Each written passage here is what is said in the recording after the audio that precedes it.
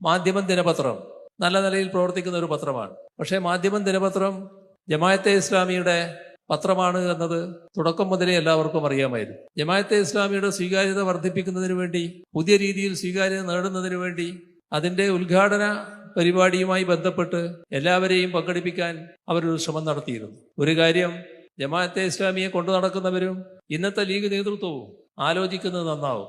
അന്ന് ആ പരിപാടിയിൽ പങ്കെടുക്കാൻ പാണക്കാട് തങ്ങളെ ക്ഷണിച്ചിരുന്നു. അദ്ദേഹം പോയിരുന്നോ എന്ന് ഇന്നത്തെ ലീഗ് നേതൃത്വം ആലോചിച്ച് നോക്കുക. എന്തുകൊണ്ടായിരുന്നു പോകാതിരുന്നത്? ജമാഅത്തെ ഇസ്ലാമി എന്താണ് എന്ന വ്യക്തമായ തിരിച്ചറിവ് കൊണ്ട് തന്നെ. കാലം പിന്നിടുന്നു.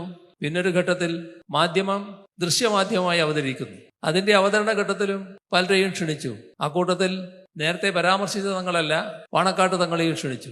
ലീഗുകാരെ ഒന്ന് പരിശോധിച്ച് നോക്കൂ, അദ്ദേഹം പോയിരുന്നോ എന്ന്. എന്തേ പോകാതിരുന്നത്? എന്താണ് ജമാഅത്തെ ഇസ്ലാമി എന്ന് കൃത്യമായി തിരിച്ചറിയുന്നതുകൊണ്ട് തന്നെ.